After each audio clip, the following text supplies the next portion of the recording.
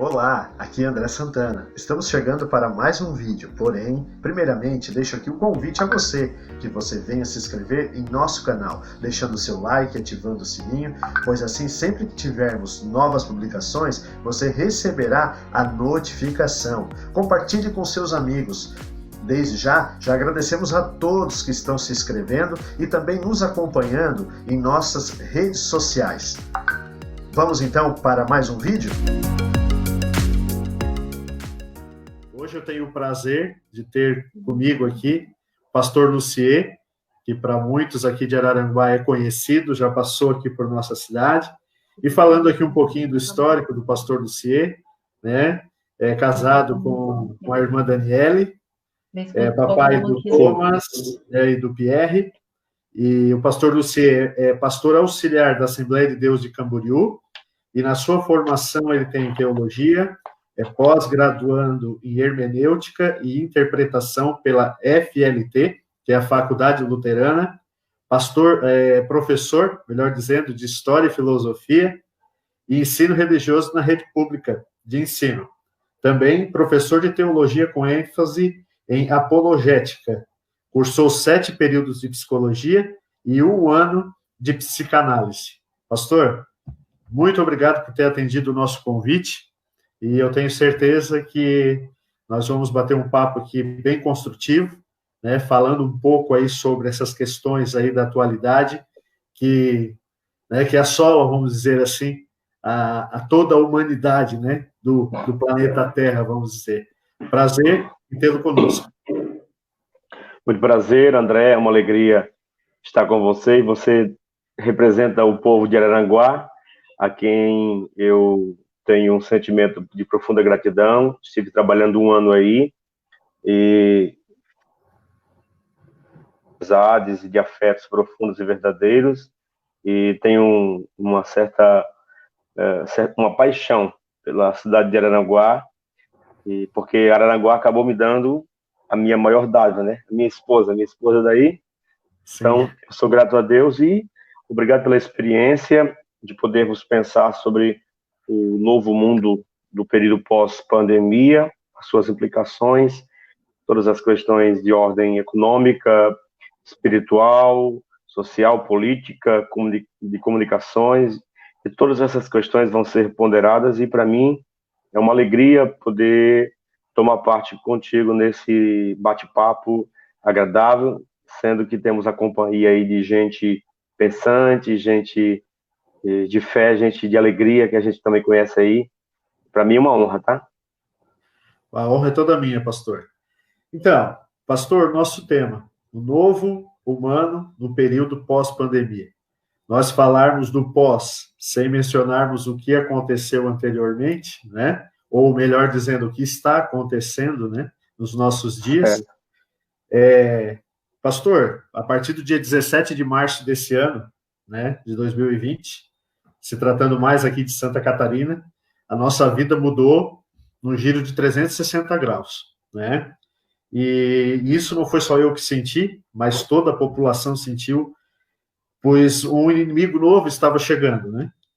Esse inimigo que a gente já estava vendo nos noticiários, né, das TVs, rádios, enfim, que estava lá na Europa e teve seu início na Ásia, enfim, e aqui no Brasil parece que foi um dos últimos lugares que chegou, e ele assim chegou causando um grande espanto, né? As pessoas muito aterrorizadas, né? Com tudo aquilo que estava chegando. Então, por isso que eu usei esse termo, um inimigo desconhecido, né? E muitas informações começaram a chegar para a gente de uma maneira muito desencontrada, aonde fez com que as pessoas, né, muitas delas, tivessem problemas de ordem, vamos dizer assim, psíquica, né? Aonde entra toda essa questão aí da psicologia. Ouvi um pouquinho do senhor, né, sobre esse início desse momento que nós passamos, na sua opinião, e tendo a sua opinião assim como base de como nós, né, temos mais logo ali à frente, nós já estamos aguardando para que tudo termine, né, que a gente possa superar esse momento, mas a gente sabe que sequelas ficaram em muitas pessoas. Confesso para o senhor que eu, no começo, tendo a minha esposa grávida, né, e tendo meus papai, mamãe e minha sogra já dentro do grupo de risco, eu entrei num certo pânico, não que nós não acreditávamos em Deus, né, sabendo da sua soberania, mas o lado humano, ele acaba sendo afetado e as preocupações vêm. Então, vamos iniciar o nosso bate-papo aí, falando do início, do começo dessa situação aí, que todos nós fomos acometidos. Muito bem.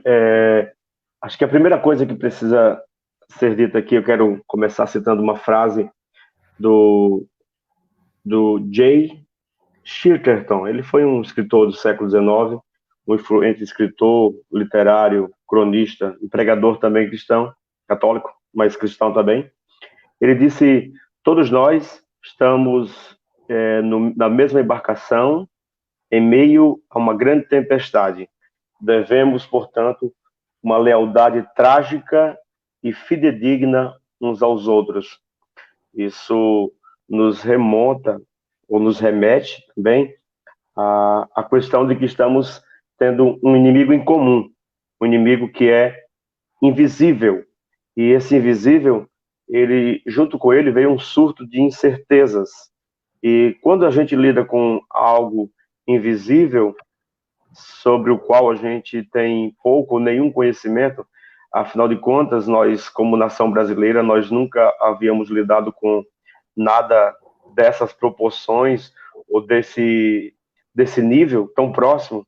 Tudo começa lá em Wuhan, mas acaba chegando, antes de chegar propriamente os efeitos através das mortes aqui do país, chega toda aquela opressão e pressão da mídia, e já vai nos desestabilizando psicologicamente, e a gente já começa a pressentir, meio que de longe, a chegada de algo que a gente não sabe controlar, e a invisibilidade dessa coisa toda, ela gera suposições, e a gente precisa ter consciência de que o vírus está aí, todos estão enfrentando o mesmo problema, como disse o Chesterton, e a confusão, a gente tem que tomar cuidado com isso, porque a confusão é um gatilho emocional imprevisível, que nos desestabiliza. Então, nós temos o pré, nós temos o que estamos vivendo agora e temos o pós. De fato, eu quero começar com uma afirmação. Não confunda o fim de um mundo com o fim do mundo. De fato, o mundo que conhecíamos, ele sofreu alterações grotescas, significativas, e de fato,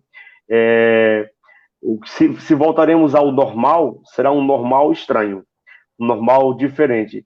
Apenas as pessoas terão as mesmas feições, mas não os mesmos afetos, terão as mesmas aparências físicas, os biotipos, mas muitas voltarão para a vida e para as atividades, já trazendo consigo alguns desdobramentos afetivos, psicológicos, um novo olhar sobre toda a realidade. Então, nós ainda estamos vivendo a sombra dessa coisa toda, e segundo os especialistas, os futurólogos, né, eles nos dizem que ainda vamos viver por alguns anos com a sombra disto, e isso tem a capacidade de fragilizar aqueles que, por natureza, já têm uma tendência à sensibilidade exagerada. De fato, uma coisa fundamental dessa pré-pandemia é que a gente nos mostrou que a gente não estava preparado para essas questões todas.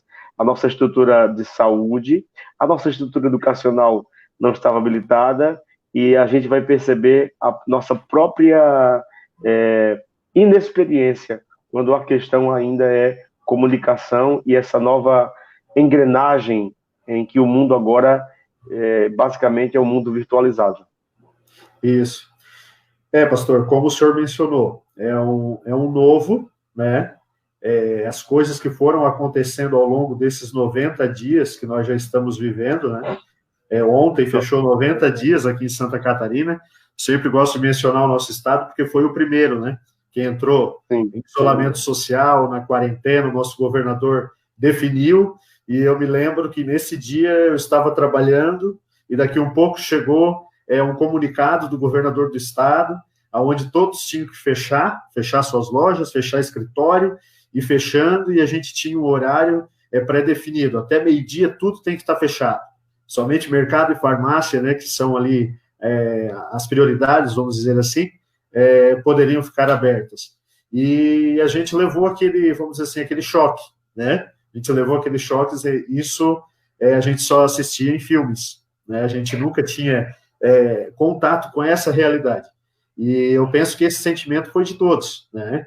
E no primeiro momento nós pensamos também que seria algo passageiro, né? Algo muito rápido.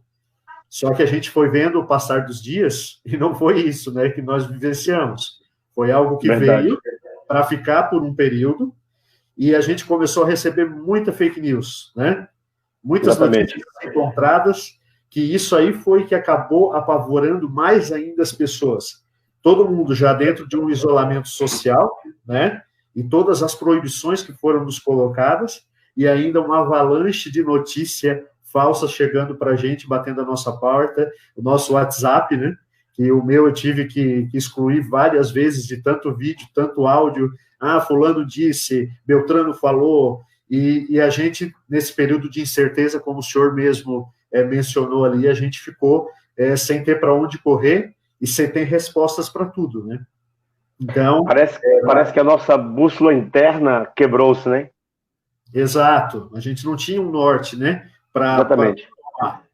Carros de som passando na rua e dizendo fique em casa, a vida vale mais, enfim. E parecia que algo muito esquisito ia acontecer com a gente, né? Porque no primeiro momento nós não pensávamos isso. Mas depois, com tudo isso que foi chegando, né? A gente foi, assim, sentando os nossos pés no chão e tentando idealizar alguma coisa, né? Então, assim, vale a gente ressaltar aqui que antes de mais nada, né, a gente tem que prestar muita atenção nas informações que chegam para a gente, né, pastor? Exatamente, exatamente. A gente tem que ter uma leitura crítica do que vê e do que ouve. Em especial, em nosso país, quando se tem uma mídia que está aparelhada ideologicamente a serviço de um podemos chamar de um projeto político de conspiração para varrer da realidade dos ambientes acadêmicos, educacionais e todos os outros ambientes, toda a presença da ética e da herança judaico-cristã. Isso é inegável, isso não é teoria conspiracional, isso é uma realidade constatada mediante uma observação séria dos fatos.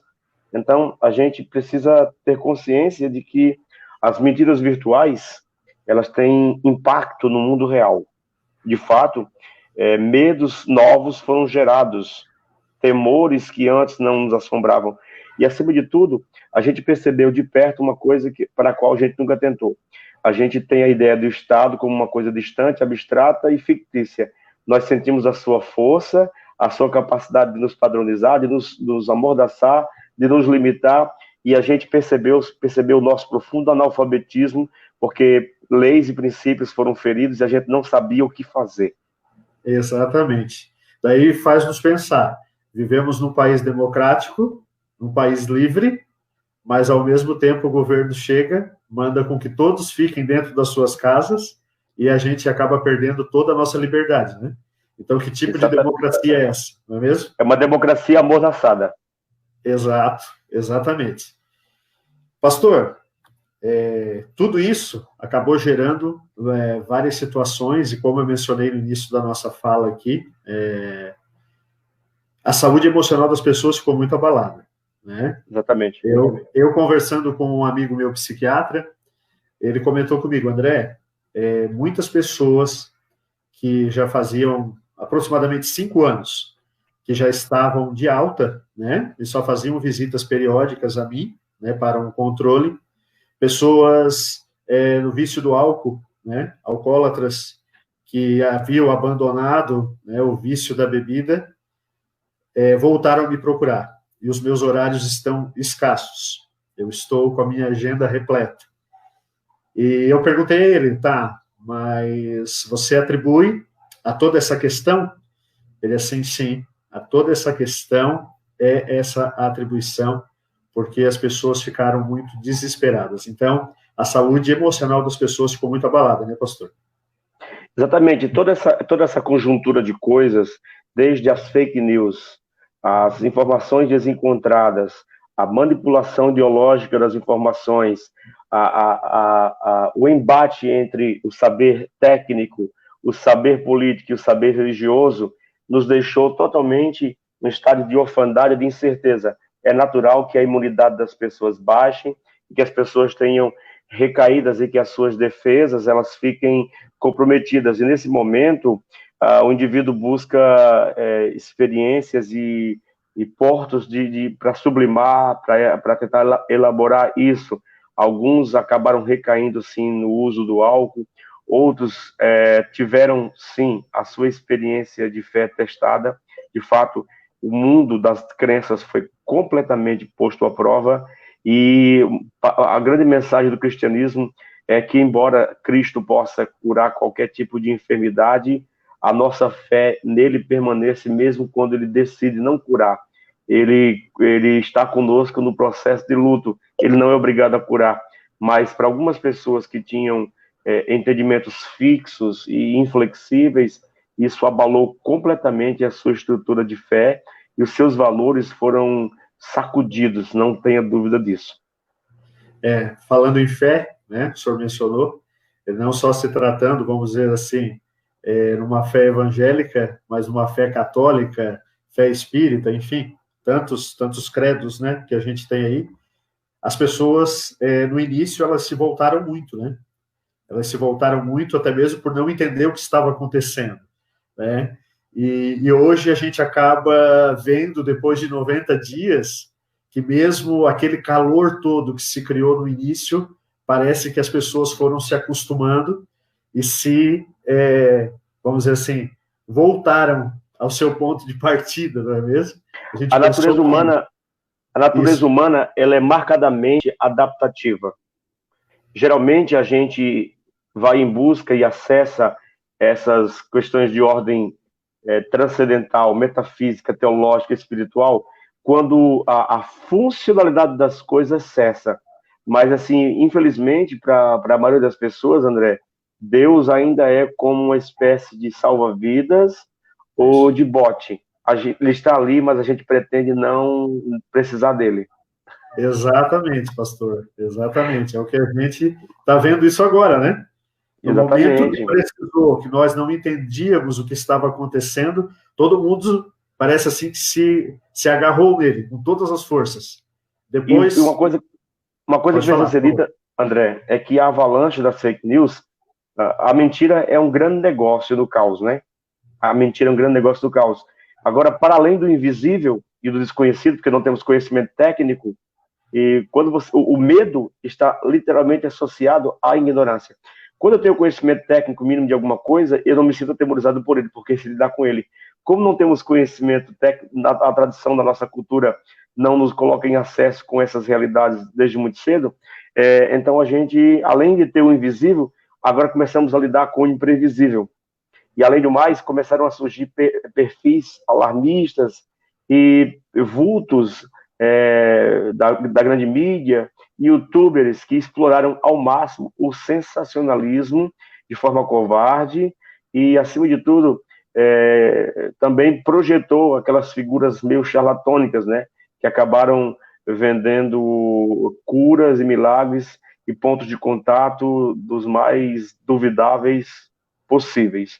Mas isso tudo é bom, porque isso abriu os nossos olhos e nos leva obrigatoriamente a repensar a nossa fé, a nossa postura diante da vida, diante do mundo, e, acima de tudo, o cultivo de uma fé equilibrada, pé no chão, que lida com a resposta, mas aprende a lidar e a conviver com o mistério e com o silêncio, né? É verdade, pastor.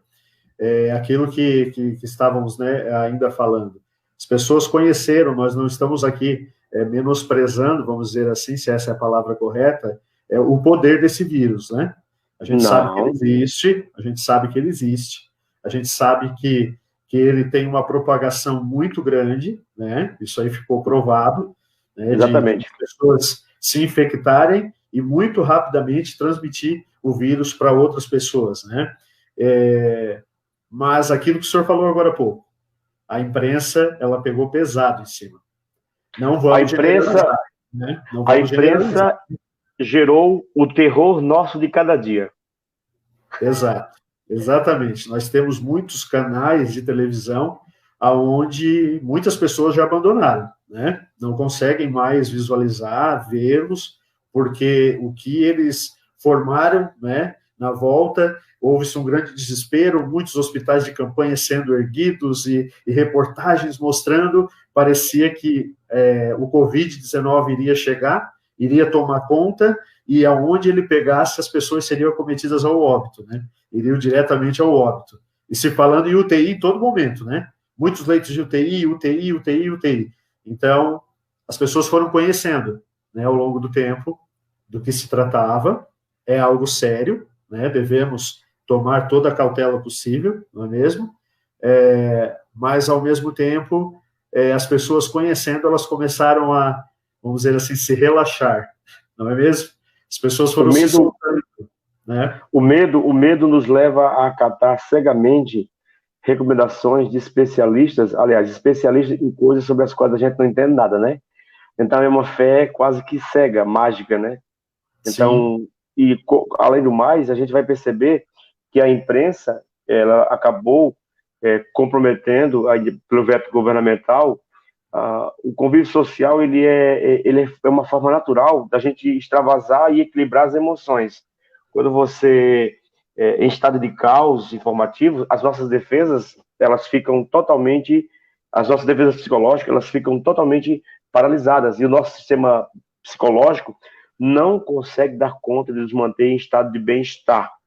Então, é nessa hora que a gente percebe a nossa vulnerabilidade e os malefícios da mentira, da mídia que está a serviço não da verdade, mas do engano. Exato, exatamente. Pastor Celso acabou de colocar aqui no comentário, né? O ambiente gerou vendedores, principalmente vendendo gato por lebre. Não é mesmo? E essa grande pastor Celso. Pastor Celso. Tem outras pessoas aqui conosco também, o Wagner, presbítero Wagner, congrega ali na sede, né? Sei quem é. Aqui. Isso, mandando um abraço para o senhor. Eu não consigo ver aqui, mas meu abraço a todos eles, viu? Certo. A irmã Lena, esposa do maestro Josemar, também está conosco. Né? O meu cunhado Hélio também. Amém. Enfim, estão aqui deixando seus recados. Depois o pastor pode dar uma olhadinha ali nos comentários que foram deixados. Amém. Pastor, enfim, nós estamos aguardando o final, não é mesmo? Ontem ainda eu estava lendo algumas reportagens e da OMS, né? A OMS foi uma figura que também ficou aí registrada, muitas pessoas nem conheciam, não sabiam que ela existia, né? A Organização Mundial da Saúde, e dentro de seus erros e seus acertos, né, que foram muitos, um vai e vem tremendo, não é mesmo? Inclusive, agora, a última delas é que a comunidade científica italiana está questionando todos os protocolos da OMS no que diz respeito à questão do Covid-19, por conta de pesquisas feitas em cadáveres de pessoas que morreram do Covid, pondo em dúvida todo o discurso e equiparando ele com algo que foi ideologicamente alinhado para realmente paralisar o planeta. Agora veja só, essa reportagem eu não havia lido, né? Então é algo impressionante o que fizeram conosco, né? O que fizeram Exatamente. Com a população mundial. Às vezes eu me pego a pensar, o propósito disso tudo, né? O propósito disso tudo ter acontecido. Os senhores do mundo, aquilo que a Bíblia chama de cosmocratos, né? Existem os senhores do mundo da política e que vão engendrando tempos novos, hábitos e vão cerceando a população e conduzindo a modos de viver, de pensar e de consumo conforme lhes parece bem. A gente percebeu o nível de influência negativa que a gente recebe de estruturas e instituições que a gente nem conhece, mas que agora acabam vindo a público. Eu acredito que tudo isso também tem um papel de nos despertar profundamente para algumas realidades para as quais estávamos dormindo até então. Verdade mesmo, pastor. Então, a OMS falou que aqui no Brasil já estamos, o número de mortes já estabilizou, né? o pico tão esperado, segundo eles, já chegou, não é mesmo? E que agora a tendência é que os casos comecem a diminuir de maneira gradativa, né? Então, isso nos faz pensar que estamos muito próximos do final dessa pandemia, né? Ou, pelo menos, de mantê-la controlada, não é mesmo? E aqui daí fica o nosso tema, né? Vivenciamos, durante esses 90 dias, vários momentos, né? Momentos de apreensão, momentos de dúvidas, de incertezas. Aquele que não foi acometido pela doença foi acometido economicamente, perdendo seu emprego. Desemprego é muito alto. Aqui na nossa cidade de Aranguá também não é diferente, né? E nós humanos, né? Como seremos nós após, né, a gente poder tirar a nossa máscara, né? A máscara de pano, né, pastor? Porque tem muita gente que tem uma máscara natural, né? Mas a gente fala a máscara de pano que estamos usando, aquelas proibições de apertarmos a mão um do outro, de dar aquele abraço gostoso, né? Que somos acostumados, né? A nos darmos, a nos visitarmos, a reunir família, enfim, tanta coisa que mudou. Como que nós, seres humanos, seremos daqui a pouco, que eu creio, né? Que vai ser daqui a pouco. Eu acredito que isso provocará uma grande abertura para a espiritualidade, porque as pessoas repensarão o grande papel da espiritualidade. É uma proposta de vida marcada por simplicidade, e ela é necessária. Ela também vai acabar projetando aquelas figuras até então que viviam um tanto quanto marginalizadas. Eu me refiro especificamente aos professores. Agora, na ausência de professores em sala de aula, as famílias, de um modo geral, sabem o papel fundamental que o professor exerce, não somente na formação dos seus filhos para a sociedade, mas como também na repartição de todo um fardo de estar conduzindo crianças pequenas, mas com vontade de gente adulta, que tem gostos e preferências e que tem dificuldade, às vezes, tem personalidades resistentes, com traços de comportamento que tem resistência à autoridade. Nessa hora, o papel do professor é resgatado. A figura do médico também se mostra essencial, mais do que nunca, mas, acima de tudo, também é uma grande oportunidade para a igreja repensar o seu modo e a sua teologia, e propor agora uma teologia que alcance aqueles que se abrigam agora no mundo virtual, e também, de um modo geral, a revisão de crenças e valores. Isso vai acontecer, com certeza, já está acontecendo, ainda que silenciosa, mas está acontecendo. Menos é mais, ou seja, os hábitos de consumo vão mudar consideravelmente. A gente percebeu que a gente era profundamente influenciado por uma cultura consumista que transformou tudo em coisas, inclusive o próximo. Agora a gente percebe a importância do resgate da solidariedade. A gente percebeu a importância significativa de figuras até então quase que invisíveis da sociedade, como o papel do gari. Que papel fundamental tem eles no impedimento da proliferação de toda sorte de doenças, pelo serviço regular de limpeza, recolhimento daquilo que a gente consome, que vira lixo, a reconfiguração do espaço do comércio. De fato, o mundo agora ele tende a ser muito online, né? O cyberespaço vai ser invadido, as pessoas vão se sentir convidadas a esse processo forçoso de inclusão virtual. Mas, além de tudo isso, a gente vai perceber que consumir por consumir vai sair de moda. A gente vai começar a ter os nossos gostos mudados, a gente vai perceber aquilo que realmente tem valor e, acima de tudo, valor, e que agrega algum tipo de crescimento a mim como ser humano. Novos modelos de negócios, inegavelmente, afetarão a condição humana. Experiências culturais imersivas, tours virtuais, né? Visitar museus e experiências em ambientes virtuais, isso crescerá de forma considerável. Antigamente os pais reclamavam que o refúgio dos adolescentes era as lan houses, né? Agora todos estamos dentro de uma grande lan house global, né? Verdade, verdade. Ah, Outra coisa é o trabalho remoto, o home office, o freelance está fazendo um papel fundamental agora, né? Ele era invisível, mas ele é essencial agora. E além do mais, a busca por novos conhecimentos. A regra a regra que se impõe a esse novo mundo é atualize-se. Atualizar-se é a regra. Então as pessoas passarão de busca de sites de entretenimento para busca de sites informativos para formação e, acima de tudo, a educação tende a seguir em passos galopantes ao modelo de ensino à distância, ou seja, a gente vai ter que se acostumar com as câmeras, né, e com o novo modo de trabalhar e propor conteúdos e, acima de tudo, o ambiente de culto também muda muito, porque você vê um monte de gente inserida em ambientes virtuais de culto. Isso exige, o indivíduo não está no templo, mas ele precisa usar consideravelmente a imaginação. A imaginação, o imaginário social, ele é totalmente ressignificado por conta da necessidade de não estar no lugar, mas sentir-se presente nele. É uma coisa muito doida, mas é real. é verdade.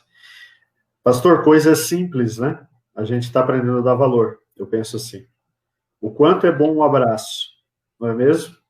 Verdade, É verdade. estar junto com os amigos, né? Estar próximo de pessoas, porque às vezes ao longo da vida, né, a gente acaba sendo acometido de alguma coisa, enfim, e a gente quer ficar sozinho, quer ficar no cantinho, não quer ter envolvimento, mas depois desses dias a gente tem que fazer uma reflexão, e eu acredito que isso todos nós estamos fazendo, do quanto é importante conviver com as pessoas, de estar próximo, de poder abraçar, de poder apertar a mão, enfim, de poder sair para comer uma pizza sem máscara, né? Hoje Exatamente, está exatamente. liberado, enfim, Mas, hoje está mas liberado, né? Os restaurantes, né? Lanchonetes, enfim, mas é verdade. máscara, é toda uma proibição, né? E o quanto Mas era uma coisa, gostoso isso, né?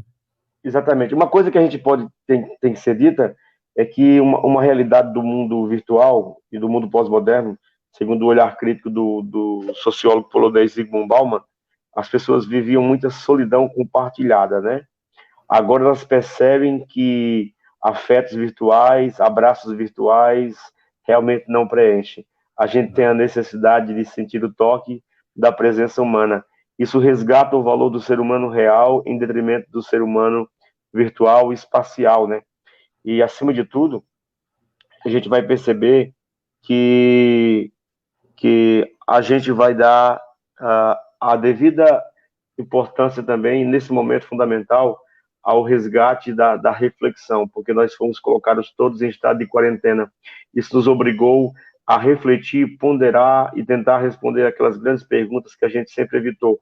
Nós somos seres filosóficos, seres espirituais, portanto, fazemos pergunta: por que estamos aqui, por que isso nos aconteceu, o que está sendo proposto, qual a pedagogia de toda essa situação, e a gente muita gente acabou recorrendo à prática esquecida da oração. O quarto de oração tornou-se um lugar seguro no meio de todo esse caos. Verdade. Pastor, papo muito gostoso. Eu tinha certeza que ia ficar esse gostinho de quero mais, né? O senhor tem um compromisso, né? Daqui um pouquinho. Nós demoramos aí para entrar por problemas técnicos, né? Na nossa live. E eu quero deixar agora uma palavra, né, livre para o senhor trazer para todos nós aí, uma palavra aos nossos corações e também já com as suas considerações finais, pastor. Bem, muito bem. Obrigado, André, pelo convite. A gente pode remarcar isso com uma temática diferente. Houve esses imprevistos e a gente entende, faz parte da vida. A minha palavra, acima de tudo, é um convite a todos perceberem e acordarem para o fato de que, quando somos testados em situações limites como essas, a gente percebe a força que não tinha, a gente descobre um novo olhar que até então estava fechado, e, acima de tudo, um convite do Evangelho ao momento de caos, de incerteza, e continua prevalecendo o convite de Cristo. Vinde a mim, todos vós que estáis cansados e oprimidos, eu vos aliviarei.